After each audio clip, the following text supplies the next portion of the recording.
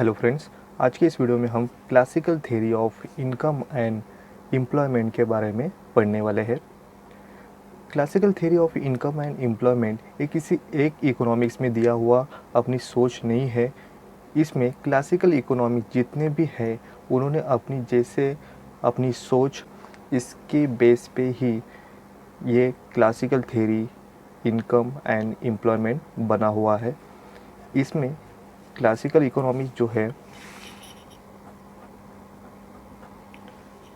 Adam Smith, David Ricardo, Malthus, JB Say, J स्मिल, marks और Pigou इस जैसे बड़े इकोनॉमिस्ट जो क्लासिकल इकोनॉमिक्स में आते हैं, इन्होंने अपनी एक्सपीरियंस और अपने थॉट्स के बदले में ये classical theory of income and employment बनता है। इसमें फर्स्ट है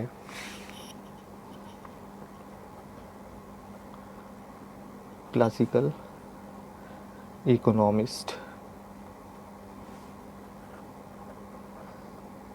Adam Smith,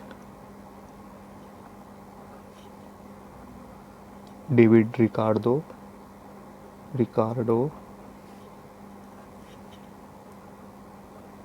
Malthus, JB Say, J स्मिल,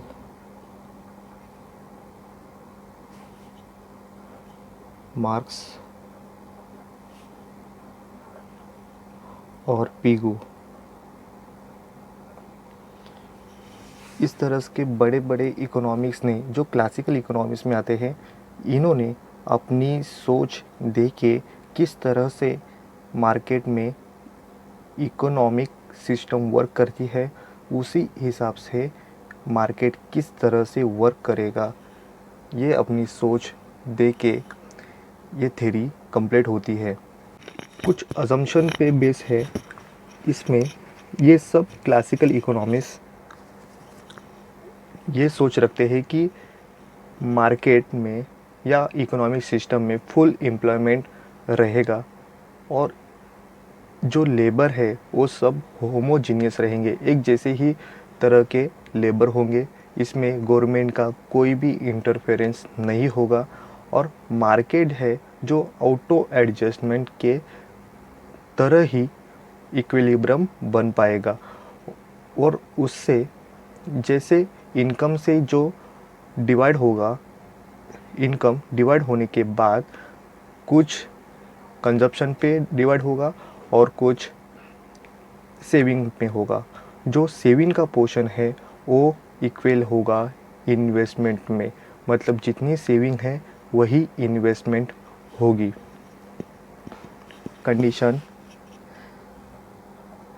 aggregate supply is equal aggregate demand.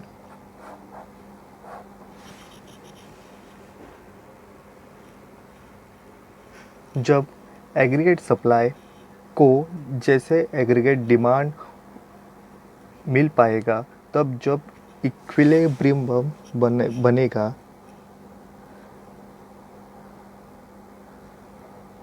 Equilibrium बन पाएगा, तभी ही मार्केट में फुल एम्प्लॉयमेंट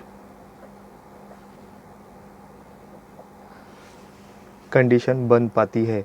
और ये हमेशा ही इस तरह की फुल एम्प्लॉयमेंट क्लासिकल इकोनॉमिक्स सोचते हैं कि मार्केट में फुल एम्प्लॉयमेंट की कंडीशन होती है।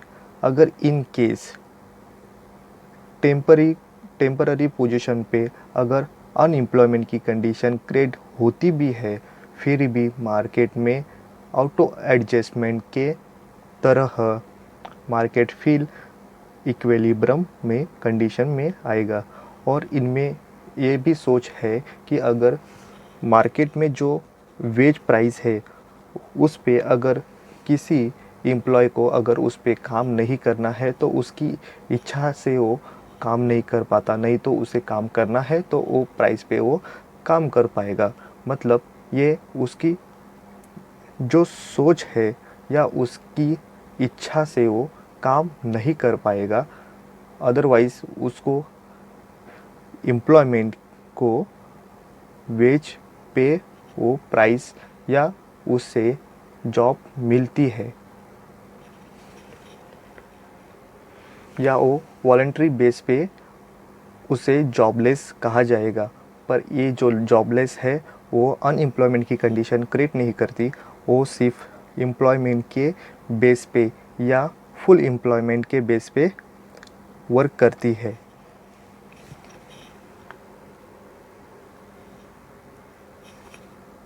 क्लासिकल इकोनॉमिस्ट उनकी जो पिलर है वो फोर्थ ऐसे बेस पे है जिस पे ये थ्योरी वर्क करती है। फर्स्ट है the classical economist believed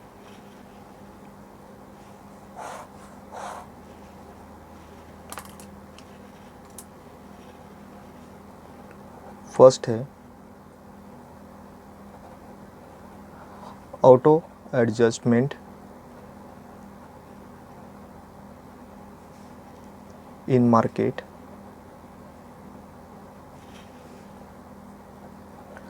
second है Say's law of market. Third है quantity theory of money.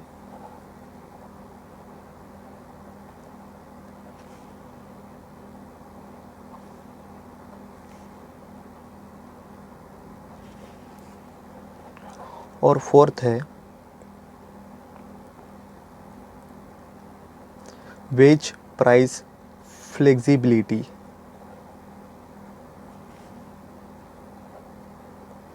Veg price flexibility. इस चार थिंकिंग पे ही क्लासिकल इकोनॉमिक्स ने इनकम एंड एम्प्लॉयमेंट ये थ्योरी बेस होती है। इसमें फर्स्ट है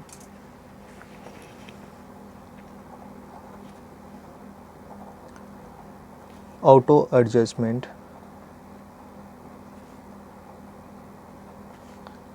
इन मार्केट।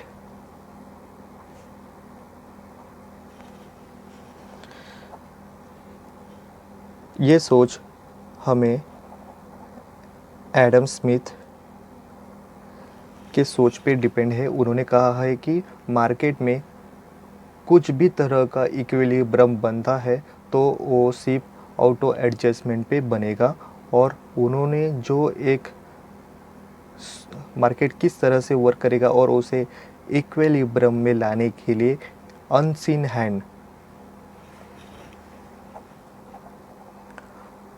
हैंड जो ना किसी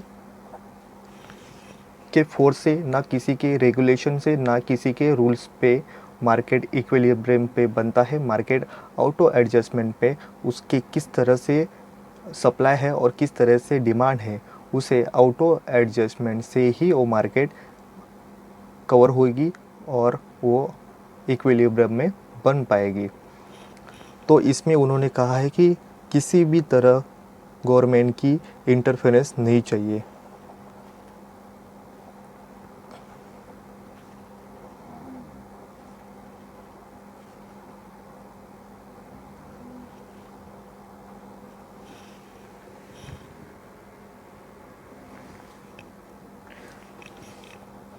सेकंड है Say's law of market. Say's ने अपने इस थ्योरी में कहा है कि supply creates its own demand. Supply create its own demand. Say's ने अपने इस थ्योरी में सप्लाई को अहम रोल दिया है। उन्होंने कहा है कि सप्लाई को बनाने के बाद या उसका प्रोडक्शन करने के बाद उस प्रोडक्शन को अपने आप ही उसको डिमांड होगा और वो चीज़ बेची जाएगी। ना ही ये कंडीशन ओवर प्रोडक्शन में आएगी, ना ही अंडर प्रोडक्शन की में आएगी। जितना भी प्रोडक्शन होता है उस प्रोडक्शन को उसको डिमांड मिलेगा ही मिलेगा। उन्होंने अपनी इस थ्योरी में फर्स्ट तो उन्होंने बार्टर मेथड को एग्जाम्पल दिया था। बार्टर मेथड को एक्सप्लेन किया है कि जिस तरह एक चीज़ के बदले दूसरी चीज़ एक्सचेंज करके ही लोग मार्केट में इकोनॉमी सिस्टम वर्क करती है, पर बदलते समय के बाद मनी भी एक करेंसी इकोनॉमी में आई और उससे ही जो एक्सचेंज है वो मनी से थ्रू करने लगे। तो उन्होंने उस समय भी मनी को मीडियम ऑफ एक्सचेंज के रूप में माना है, ना ही उसे अहम इम्पोर्टेंस दिया गया है। सिर्फ एक न्यूट्रल कंडीशन में मनी की वैल्यू रखी गई है। उसके बाद आया था मनी इकोनॉमी।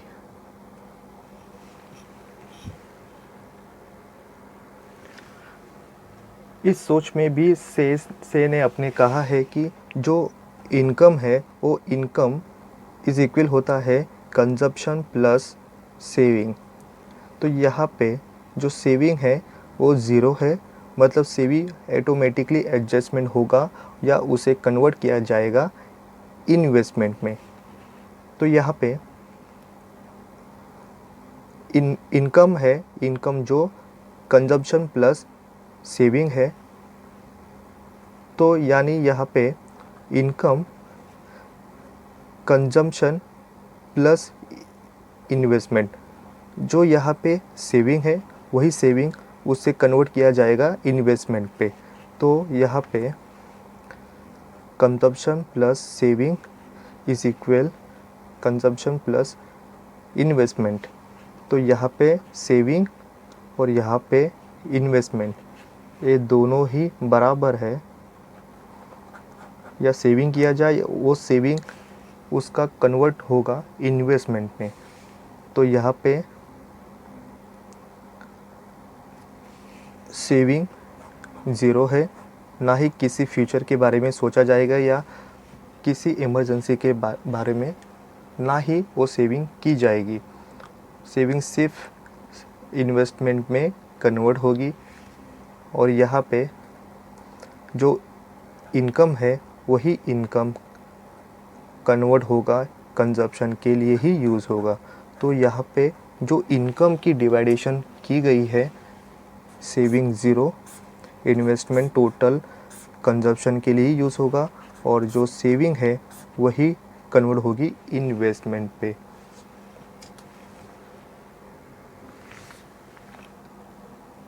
यहाँ पे थर्ड पिलर है जो क्वांटिटी थ्योरी ऑफ मनी, जिसे आरविन फिशर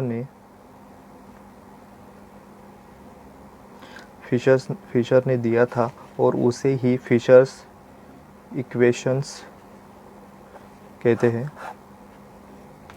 उन्होंने कहा है कि मनी की जो डिमांड है वो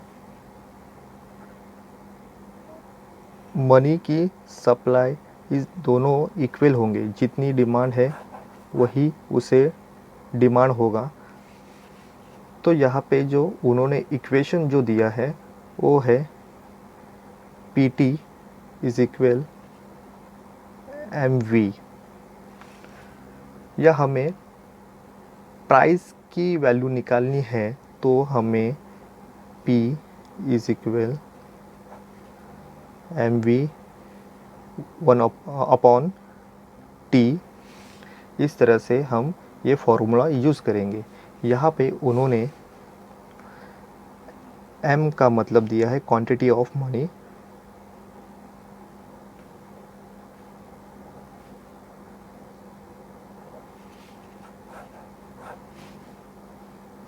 वी दिया है वेलोसिटी। वेलोसिटी मीन्स कि जो क्वांटिटी ऑफ मनी है वो कितनी हैंड चेंज करेगी। एग्ज़ाम्पल, अगर 10 रुपये है, वो 10 रुपये 4 लोगों के हाथ में अगर घूमती है तो उसकी वेलोसिटी होती है 40। मतलब है तो 10 रुपये, पर उसकी जो घूमने की वजह से जो हैंड चेंज की और जो वेलोसिटी बनी वो बनी 40। यहाँ पे P प्राइस लेवल और यहाँ पे T है वो ट्रांजैक्शन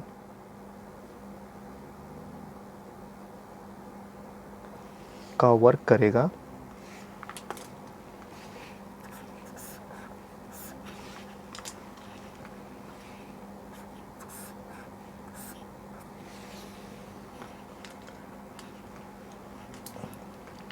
यहाँ पे जो T है और जो V है उसे कांस्टेंट अज्यूम किया गया है।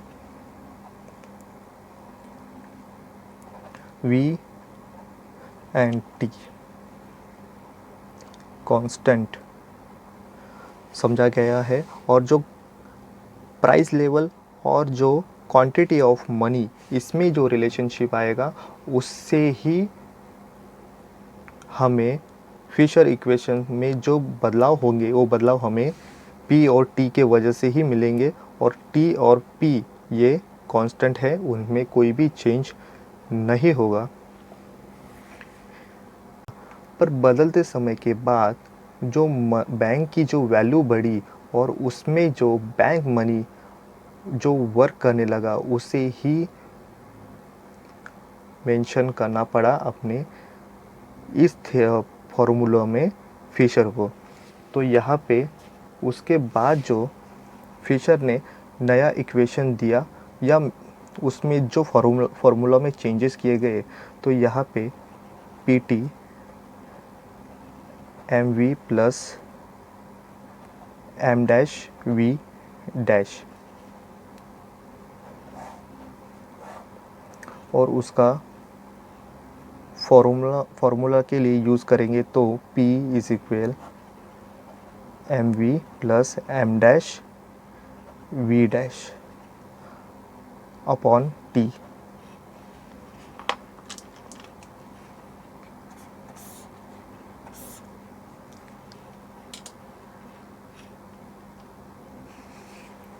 तो यहाँ पे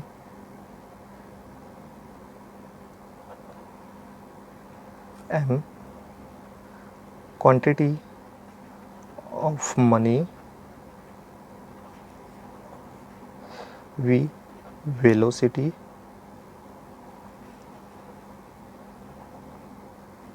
P प्राइस लेवल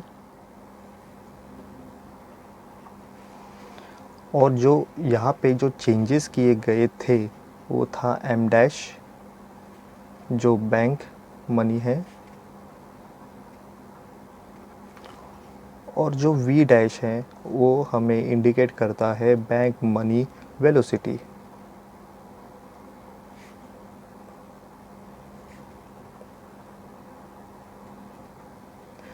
यहाँ पे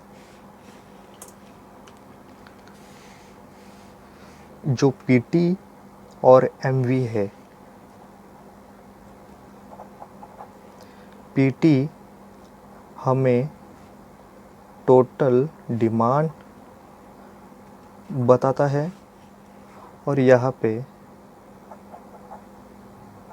MV plus MV dash P dash हमें टोटल मनी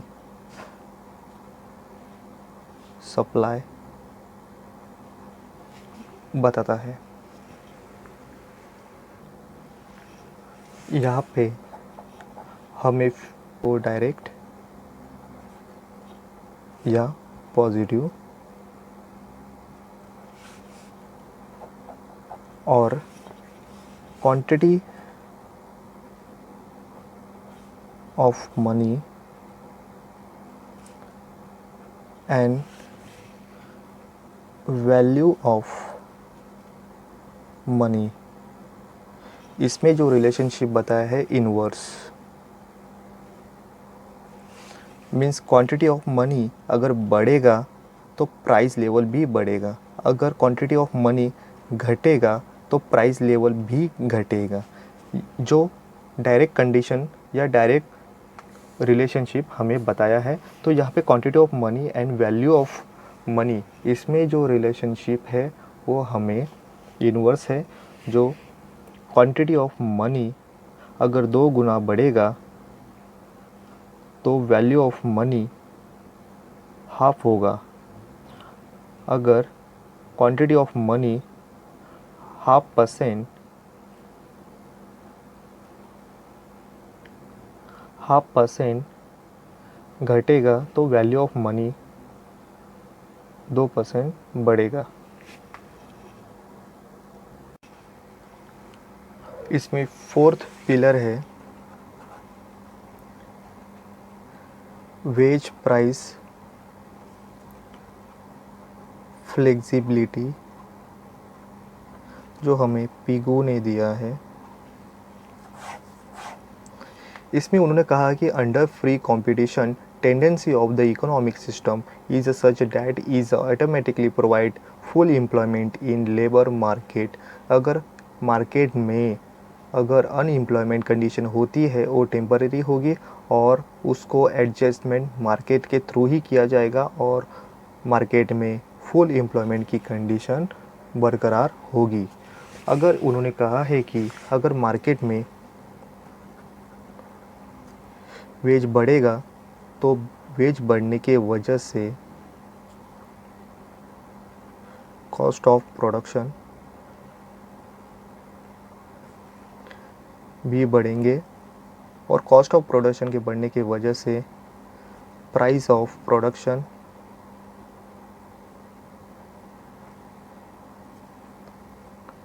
बढ़ेंगे और इसकी वजह से डिमांड ऑफ प्रोडक्शन घटेगा और इसके घटने की वजह से ही आउटपुट घटेगा, इसके वजह से एम्प्लॉयमेंट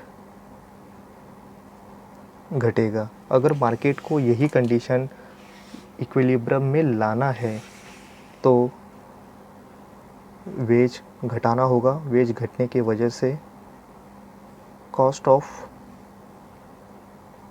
प्रोडक्शन घटेगा, ये घटने की वजह से प्राइस ऑफ प्रोडक्शन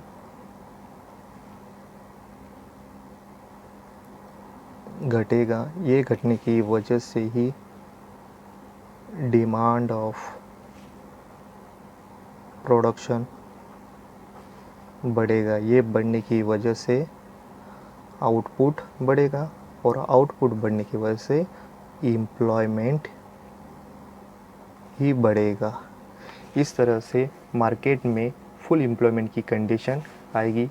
यहाँ पे पिगू ने इक्वेशन दिया है, वो है N is equal GY upon W। यहाँ पे N means number of employment,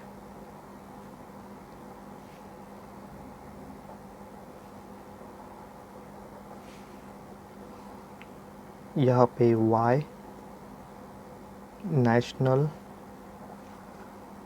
income, यहाँ पे G फ्रैक्शन ऑफ इनकम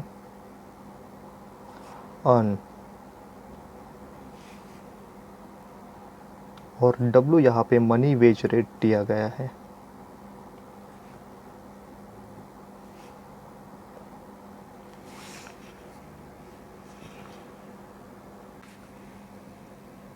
इस तरह से इस थ्योरी में हमने कुछ अजम्पशन को मेंशन किया है। उसमें फर्स्ट है फुल एम्प्लॉयमेंट की कंडीशन वर्क करेगी, अनएम्प्लॉयमेंट की सिचुएशन यहाँ अगर आई तो टेम्परेरी रहेगी। सेकंड है नो गवर्नमेंट इंटरफेरेंस, यहाँ पे गवर्नमेंट की इंटरफेरेंस करने की कोई भी ज़रूरत नहीं है मार्केट में। सप्लाई और डिमांड खुद ब खुद इक्विलिब्रियम करेगी, यहाँ पे गवर्नमेंट की कोई भी ज़रूरत नहीं है। जो मार्केट में अनसीन हैंड है वो सिस्टम वर्क करेगा एडम स्मिथ के अनुसार। थर्ड है क्लोज इकोनॉमी। फोर्थ है परफेक्ट कंपटीशन। नेक्स्ट है लेबर इज़ होमोजीनियस, जितने भी लेबर है उनकी जो एजुकेशन है, उनकी जो टेक्नोलॉजी है, उनकी सोच है, इसमें सब में होमोजीनियस एक जैसे ही दिखेंगे। नेक्स्ट है wage and price are flexible, इसमें वेज और प्राइस दोनों भी फ्लेक्सिबल अजूम किए गए हैं। नेक्स्ट है money is medium of exchange, medium को यह मनी को यहाँ पे कोई भी इम्पोर्टेंसनेस नहीं है, सिर्फ उसका यूज़ एक्सचेंज के लिए ही है। यहाँ पे मनी न्यूट्रल समझी गई है और ये थ्योरी हमें लॉन्ग रन में ही वर्क करेगी। नेक्स्ट है सेविंग एंड इन्वेस्टमेंट दोनों ही इक्वल होंगे। जितनी भी इनकम में का डिवाइडेशन होता है वो एक तो उसे कंजप्शन में होगा और दूसरा जो पार्ट होता है वो सेविंग ऑटोमेटिकली इन्वेस्टमेंट के लिए ही यूज़ होगी। नेक्स्ट है पीपल मोटिवेटेड सेल्फ इंटरेस्ट के लिए ही मोटिवेट अपने आप होंगे। नेक्स्ट है quantity of money is constant, quantity money को यहाँ पे कांस्टेंट अजूम किया गया है। नेक्स्ट है law of diminishing marginal return, कुछ समय के बाद जब जैसे ही एम्प्लॉयमेंट बढ़ेगी तो उसके साथ आउटपुट उसको जो मिलना चाहिए वो एक कांस्टेंट हो जाएगा और उसके बाद law of diminishing marginal returns हमें यह वहाँ पे पाया जाएगा। नेक्स्ट है सेल्फ एडजस्टमेंट, मार्केट में सेल्फ एडजस्टमेंट के थ्रू ही इक्विलिब्रियम की कंडीशन हमें मिलेगी। नेक्स्ट है कांस्टेंट स्टॉक ऑफ कैपिटल को यहाँ पे अजूम किया गया है कि वो कांस्टेंट होगा। नेक्स्ट है all product sold in the market, जैसे उन्होंने कहा था कि मार्केट में जितना भी सप्लाई होगा उसको खुद ब खुद उसको डिमांड क्रिएट होगा। नेक्स्ट है money wages and real wages are the directly related and proportional.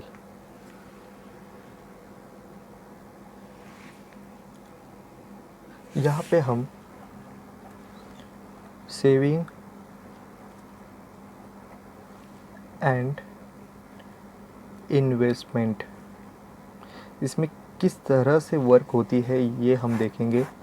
यहाँ पे कहा गया है कि saving is directly proportional to rate of investment, saving is directly proportional to rate of investment। जैसे उन्होंने कहा था कि सेविंग जिस तरह इनकम में जो डिवाइड होता है, इनकम किस तरह से डिवाइड होगा, तो एक था कंजप्शन, दूसरा सेविंग, और सेविंग ही इन्वेस्टमेंट में ऑटोमेटिकली इन्वेस्ट के लिए यूज़ ही होगी। जो जितना ही सेविंग है वही फाइनली इन्वेस्टमेंट ही होगी और उसमें फिर वो पैसा किसी प्रोडक्शन के लिए लगाया जाएगा। सेकंड उन्होंने कहा था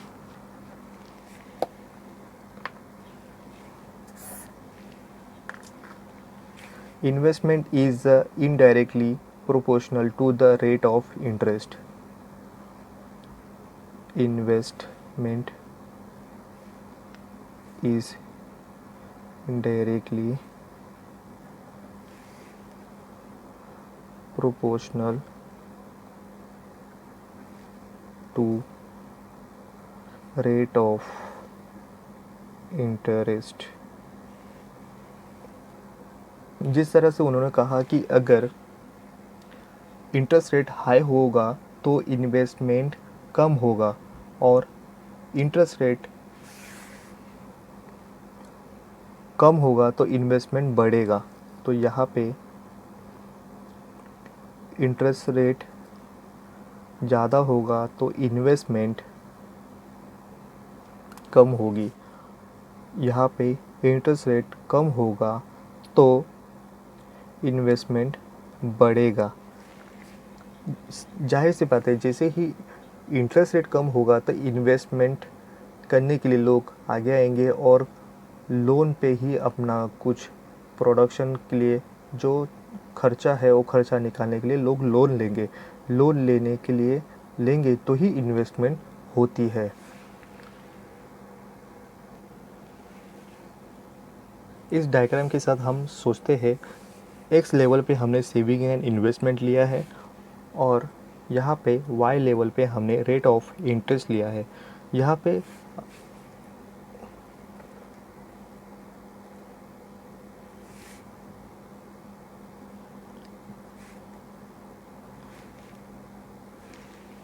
पे हमने स्टार्टिंग में हमारा जो लेवल है वो ई में है। जैसे ही हमारा यहाँ पे इक्विलिब्रियम है, यहाँ पर इक्विलिब्रियम से हमारा रेट ऑफ इंटरेस्ट सी है और हमारा saving and investment O Q है। अगर इन केस हमारा इंटरेस्ट रेट बढ़ता है, इंटरेस्ट रेट बढ़ने से हमारी सेविंग भी बढ़ेगी। सेविंग बढ़ने से ही सेविंग का कन्वर्ट होगा इन्वेस्टमेंट में। तो ये जो बढ़ोतरी हुई है वही हमारी सेविंग के साथ इन्वेस्टमेंट में भी बढ़ेगी और जो इन्वेस्टमेंट है वो हमारा E1 से E1 तक हम बढ़ता जाएगा और जो ये सप्लाई है वो सप्लाई हमारा बढ़ेगा।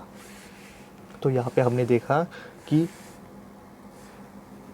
Saving direct proportional rate of interest है तो सेविंग बढ़ेगी। सेविंग बढ़ने की वजह से जो कन्वर्ट होगा सेविंग इन्वेस्टमेंट में, जो यहाँ पे इनडायरेक्टली उसमें प्रोपोर्शनल रेट ऑफ इन्वेस्टमेंट है, जो यहाँ का उनका जो इन्वेस्टमेंट इज इनडायरेक्टली होगा proportional to rate of interest. अब हम देखेंगे कि determination of output and employment किस तरह से होता है।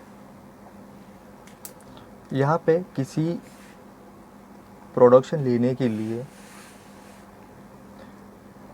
P is function of N, K, L and T, ये फैक्टर यूज़ होंगे और जो फैक्टर है यहाँ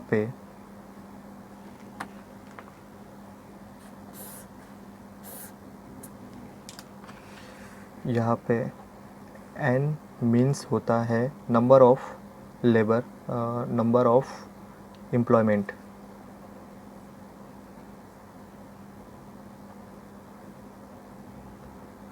या लेबर भी कहा जाएगा। नेक्स्ट है P production, K capital, L land और T जो है टेक्नोलॉजी।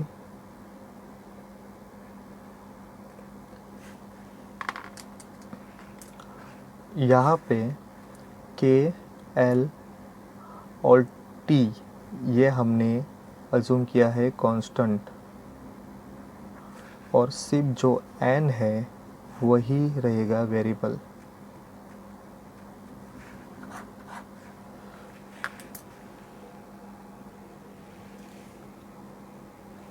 इस डायग्राम में हमने देखा है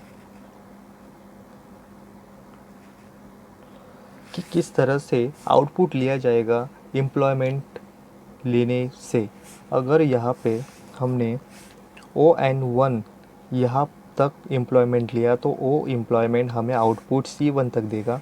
अगर हमने और एम्प्लॉयमेंट बढ़ाया तो ON2 से एम्प्लॉयमेंट बढ़ा तो वो एम्प्लॉयमेंट हमें आउटपुट C1 से C2 तक का देगा। मतलब यहाँ पे तो एम्प्लॉयमेंट तो बढ़ा, जितना एम्प्लॉयमेंट बढ़ा पर उसके साथ उसका आउटपुट वो हिसाब से नहीं बढ़ा। और इन केस हमने और एम्प्लॉयमेंट हायर कर लिए तो हमारा एम्प्लॉयमेंट का लेवल वो N3 तक जाएगा। और फिर एम्प्लॉयमेंट ON3 तक बढ़ाने के बाद हमारा आउटपुट में जो चेंजेस आएगा वो C1 से C2 के में जो डिफरेंस है वो डिफरेंस और कम होते जाएगा, और जो आउटपुट में बढ़ेगा पर वो हिसाब से नहीं बढ़ेगा जितना N2 N3 में एम्प्लॉयमेंट में चेंज आया हायर करने के बाद। आउटपुट में उसमें एक तरह का हमें जो चेंज आया वो चेंज इस तरह का नहीं था। तो यहाँ पे जो OD है, ये जो कर्व है वो हमें SL सप्लाई ऑफ लेबर का बताता है। इस तरह से जो वेरिएबल फैक्टर हमने N लिया, N सिर्फ चेंज करने से आउटपुट में किस तरह से चेंज आएगा, इस तरह से हमें एम्प्लॉयमेंट के चेंज होने से आउटपुट में उतना चेंज नहीं दिखाएगा। और इस तरह से ये जो E1 E2 और E3 के बाद ये जो डिक्लेन किया जाएगा सप्लाई ऑफ लेबर, तो उसके और आगे हम जाएंगे तो हमें आउटपुट और घटता हुआ दिखाई देगा। इसमें तो चेंज दिखा पर आगे हम जाएंगे तो उसमें जो हमें जो चेंज आएगा वो नेगेटिव की दौर में हमें मिल पाएगा। यहाँ पे हम देखेंगे कि डिमांड ऑफ लेबर किस तरह से हमने मिल पाएगा। लेबर की डिमांड उस तक बनाई जाएगी तब तक MRP मार्जिनल रेवेन्यू प्रोडक्टिविटी हमें उस एक्स्ट्रा बढ़ाया हुआ जो लेबर है उससे मिल पाएगा। MRP मार्जिनल रेवेन्यू प्रोडक्टिविटी, तो ये हमें कब तक मिल पाएगा, जब तक MRP वेजेस के बराबर ना हो। अगर MRP घटता है तो एम्प्लॉयमेंट जो हमने लास्ट वाला हायर किया है उससे हमें प्रॉफिट नहीं हो रहा, उससे हमें लॉस हो रहा है। और जो MPP है, MPP ये होता है marginal physical product, marginal physical product. हमें MRP निकालना है तो हम निकालेंगे MPP, जो लास्ट वाले जो एम्प्लॉयर है या लेबर है उसने हमें किस तरह की फिज़िकली प्रोडक्ट प्रोड्यूस किया है। तो MPP मल्टीप्लाई P जो उस प्रोडक्ट की प्राइस है। इस तरह से हमें वो प्राइस से MPP इसे मल्टीप्लाई करने के बाद ही हमें मार्जिनल रेवेन्यू प्रोडक्टिविटी मिल पाएगी। यानी कि हमें MPP मल्टीप्लाई P ये बराबर होगा वेजेस, उससे हमें उस लेबर की वेजेस मिलेगी। यहाँ पे डायग्राम में हमने देखा कि जो X लेवल पे हमने क्वांटिटी ऑफ लेबर लिया है और Y पे हमने रियल वेजेस रेट लिया है। तो यहाँ पे हमें जो स्लोप दिखाई दे रहा है कि डिमांड ऑफ लेबर की ऊपर से नीचे आते समय वो नेगेटिवली या घटता हुआ दिखाई दे रहा है। इसी के साथ हम आगे देखेंगे सप्लाई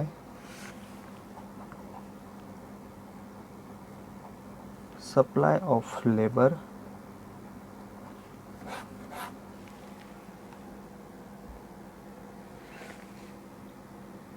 यहाँ पे हमने सप्लाई ऑफ लेबर किस तरह से उसका कर्व नीचे से ऊपर तक जाता है जो पॉजिटिवली हमें दिखाई देता है। यहाँ पे एक्स लेवल पे क्वांटिटी ऑफ लेबर, वाई पे हमने रियल वेजेस रेट दिया है। तो यहाँ पे जो सप्लाई ऑफ लेबर का जो कर्व है नीचे से ऊपर ऊपर पॉजिटिवली जाता हुआ हमें मिलता है। इस तरह से लास्ट हमने जो आउटपुट कर्व देखा और सप्लाई ऑफ लेबर और डिमांड ऑफ लेबर, अगर इन तीनों को कंबाइन में लिए तो हमें इस तरह का एक डायग्राम मिल जाता है।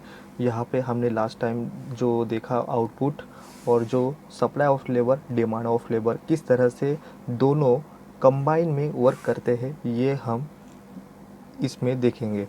तो यहाँ पे जैसे ही supply of labour demand of labour दोनों एक दूसरे को इंटरसेक्ट करते हैं ई में, तो यहाँ पे हमें ओ क्यू एम्प्लॉयमेंट मिलता है और यहाँ पे वाई लेवल पे जो हमने वेजेस लिए हैं और वेजेस हमें इंडिकेट करता है ओ डब्ल्यू। एक्स लेवल पे एम्प्लॉयमेंट है।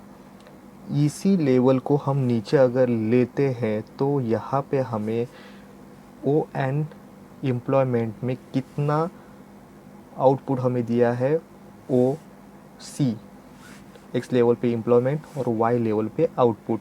तो ए जो कर्व है ए से जो जाता है वो हमें एफ तक इसका supply of labour demand of labour दोनों इंटरसेक्ट करते हुए वही पॉइंट हम नीचे खींचेंगे।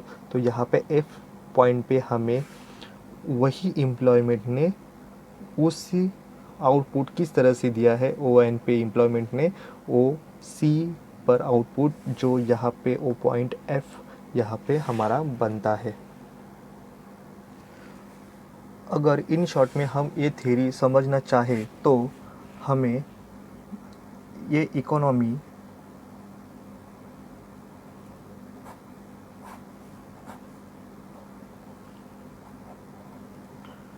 हमें 3 मार्केट इंडिकेट करती है। पहला मार्केट है labour market, second product market और थर्ड है फाइनेंशियल मार्केट।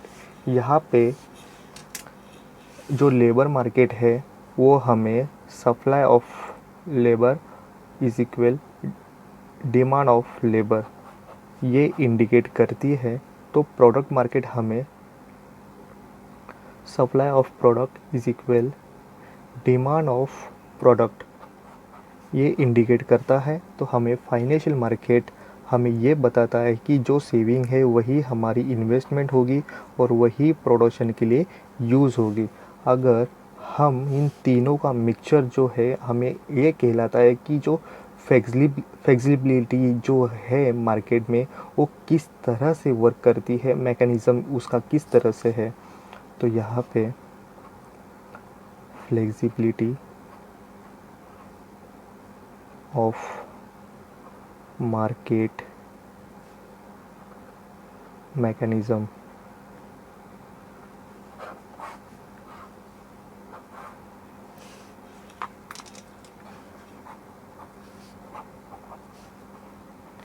ये तीनों भी मार्केट किस तरह से इकोनॉमी को फ्लेक्सिबिलिटी जो इक्विलिब्रियम ही हमें यहाँ से मिलेगा।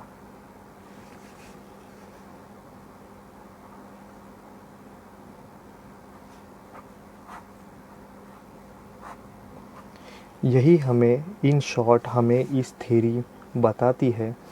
अगर इन केस इन शॉर्ट में हमें इस डायग्राम के साथ ये तीनों भी मार्केट किस तरह से वर्क करते हैं ये देखेंगे। अगर हम लेबर में सोचेंगे कि लेबर की क्वांटिटी ई के इक्विलिब्रियम है, अगर वो बढ़ती है तो ये जो इतना जो पोर्शन है क्यू आर जो इतना पोर्शन है वो अनएम्प्लॉयमेंट हो जाएगा और फिर मार्केट में फ्लेक्सिबल होने की वजह से मैकेनिज़्म फिर इकोनॉमी में इक्विलिब्रियम कंडीशन क्रिएट करेगा, फिर वो यहाँ पे ई पे हो जाएगा। इन केस अगर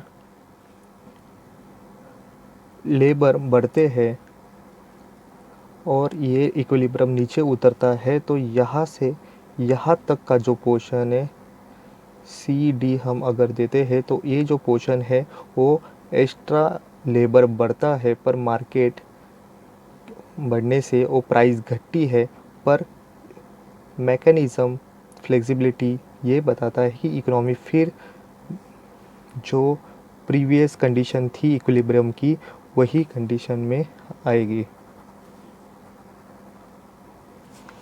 तो अगर प्रोडक्ट मार्केट का भी सेम है, जैसे ही प्रोडक्ट अगर बढ़ता है ई के लेवल से उसकी प्रोडक्ट बढ़ती है, अगर बढ़ने के बाद भी क्यू आर एक्स्ट्रा प्रोडक्शन होता है वही उसकी प्राइस कम होगी, फिर वो इक्विलिब्रियम पे कंडीशन में आएगा। अगर उसकी प्राइस अगर घटती है, घटने की वजह से फिर प्रोडक्शन एक्स्ट्रा बढ़ेगा, बढ़ने की वजह से फिर वो इक्विलिब्रियम में कंडीशन प्रोडक्ट मार्केट का आएगा। वैसे ही यहाँ पे फाइनेंशियल मार्केट को इस डायग्राम के साथ पढ़ेंगे तो हम इसे यहाँ पे इन्वेस्टमेंट की नज़र से देखेंगे। जो सप्लाई और इन्वेस्टमेंट दोनों ई लेवल पे हमें इक्विलिब्रियम मिलता है। अगर हमें इन केस अगर जो इंटरेस्ट रेट बढ़ने की वजह से इन्वेस्टमेंट कम होगा और ई लेवल पे अगर इंटरेस्ट रेट घटेगा तो इन्वेस्टमेंट बढ़ेगा। यहाँ पे हमने देखा कि सेविंग इंटरेस्ट रेट घटती है तो बढ़ती है तो सेविंग बढ़ेगी और इंटरेस्ट रेट घटेगी तो सेविंग भी घटेगी। सेविंग इज़ इक्वल इन्वेस्टमेंट, जो सेविंग का पोर्शन है वो ऑटोमेटिकली इन्वेस्टमेंट में जाएगा। इस तरह से इन शॉर्ट हमें तीनों मार्केट हमें किस तरह से वर्क होता है ये हमने देखा। नेक्स्ट हम देखेंगे कि लॉन्ग रन में किस तरह से ये थ्योरी वर्क करती है। हमने अज्यूम कर लिया है एक्स लेवल पे आउटपुट या एम्प्लॉयमेंट है और वाई लेवल पे प्राइस लेवल है, और जो एस जो लाइन है हमारा वर्टिकल है जो वाई के पैरेलल है। यहाँ पे हमने देखा कि जो अगर सप्लाई अगर पैरेलल है या वर्टिकल है वाई के साथ तो जो एग्रीगेट डिमांड जो है वो जो चेंजेस आएंगे वो टेम्परेरी रहेंगे। यहाँ पे हमने देखा अगर हमारा आउटपुट ओ क्यू और हमारा प्राइस लेवल P1 है तो हमारा इक्विलिब्रियम ए पे बनेगा। अगर इन केस हमारा एग्रीगेट डिमांड हमें इस तरह AD1 में मिलता है, अगर इन केस अगर हमारा जो प्राइस लेवल घटता है तो हमारा आउटपुट और एम्प्लॉयमेंट भी घटेगा। तो ये हमारा प्लॉट बी पर आएगा। जो इतना जो गैप है ये हमारा अनएम्प्लॉयमेंट होगा या हमारा आउटपुट कम होगा और हमारी प्राइस P1 से P2 हो जाएगी। अगर इन केस और इस तरह से AD1 से AD2 जो एग्रीगेट डिमांड है A2 तक जाएगा। इन केस अगर हम AD1 या A पे है, अगर हमारी प्राइस लेवल बढ़ती है तो हमारे आउटपुट भी बढ़ेगा और या एम्प्लॉयमेंट भी बढ़ेगा। तो हमारा जो AD3 है वो AS पे C पर इंटरसेक्ट करेगा। यहाँ पे फिर हमारा आउटपुट और हमारा जो एम्प्लॉयमेंट है वो कंडीशन हमें ओवर प्रोडक्शन या ओवर एम्प्लॉयमेंट या यहाँ पे दिखाई देगा। तो यही कंडीशन फिर हमारी ऑटोमेटिकली एडजस्टमेंट के हिसाब से फिर हमारी जो कंडीशन है फिर हमें ए पे मिलेगी। सी से हमें प्राइस लेवल बढ़ती हुई दिखी और बी पे हमें प्राइस लेवल घटती हुई दिखाई दी। इस तरह से लॉन्ग रन में हमारा जो एग्रीगेट सप्लाई है वो वाई के पैरेलल या एस वर्टिकल होता है वाई के साथ। तो इसी तरह से हमें ये थ्योरी ये बताती है कि जो चेंजेस आएंगे वो जो टेम्परेरी रहेंगे और जो लॉन्ग रन में सप्लाई होगा वो कांस्टेंट होगा और जो वर्टिकल दिखाई देगा। और एग्रीगेट डिमांड में जो चेंजेस आएंगे वो टेम्परेरी रहेंगे और फिर वो मैकेनिज़म्स ऑफ फ्लेक्सिबिलिटी के साथ फिर वो अपने इक्विलिब्रियम कंडीशन में हमें दिखाई देगा। इसी के साथ इस थ्योरी को क्रिटिक्स भी किया गया है और बहुत से इसमें कमियां निकाली गई है इकोनॉमिक्स। यहाँ पे सबसे ज़्यादा इसे क्रिटिक्स किया गया है केन्स के द्वारा। केन्स ने इसे कुछ भी इफ़ेक्टिव डिमांड जो एक बड़ी हेल्प कर देती है इकोनॉमी में वर्क करने के लिए, इसका कुछ भी उन्होंने यहाँ पे देखा कि केन्स ने कुछ भी वर्क नहीं होता जो इफ़ेक्टिव डिमांड को लेके। यही थ्योरी नए रूप में Keynes theory of income and employment कर दी। तो यहाँ पे उन्होंने बहुत सारे क्रिटिक्स हमें दिखाई देते हैं। यहाँ पे फर्स्ट तो है अनरियलिस्टिक से लॉ से कहते हैं कि सप्लाई अपनी डिमांड क्रिएट करेगा, जो यहाँ पे फुलफिल नहीं होता है। नेक्स्ट है not possible saving is equal investment. यहाँ पे अजूम किया गया है जो सेविंग है वही इन्वेस्टमेंट में कन्वर्ट हो जाएगा। नेक्स्ट है how possible flexibility of wages and price. Wage और प्राइस में किस तरह से फ्लेक्सिबल होगा ये रियलिस्टिक तो नहीं है और ना ही उसके बारे में कुछ क्लेरिफिकेशन दिया गया है। नेक्स्ट है फुल एम्प्लॉयमेंट, जो एज्यूम किया है वो नॉट पॉसिबल लगता है। नेक्स्ट है अब्सेंस ऑफ ऑटोमेटिक एडजस्टमेंट। उन्होंने कहा है कि ऑटोमेटिक एडजस्टमेंट मार्केट में किया जाएगा। नेक्स्ट है इग्नोर गवर्नमेंट इंटरफेरेंस। आज के दौर में गवर्नमेंट के इंटरफेरेंस के अलावा मार्केट चल ही नहीं पाएगा। कुछ रूल्स और रेगुलेशन के कमी की वजह से नहीं चल पाएगा मार्केट। नेक्स्ट है invalid quantity theory of money. Fisher ने जो क्वांटिटी थ्योरी ऑफ मनी दी है वो अनवैलिड आज के दौर में होगी। नेक्स्ट है assume long run. Short run के लिए ये थ्योरी कुछ भी अपना एनालाइज नहीं देती है। नेक्स्ट है money is medium of exchange के लिए हमने यहाँ पे अजूम किया गया है जो न्यूट्रल समझा जाएगा, जो यहाँ पे रियलिस्टिक नहीं लगता। नेक्स्ट है refutations of wage cut. Next refutation of Say's law, यहाँ पे उसको नकारा दिया जाता है दोनों ही वेज कट और सेज लॉ को। नेक्स्ट है not realistic close economy. Close economy को अजूम किया गया है जो आज के दौर में नहीं हो पाएगा। इंटरनेशनल ट्रेड के लिए ओपन इकोनॉमी इम्पॉर्टेंट है।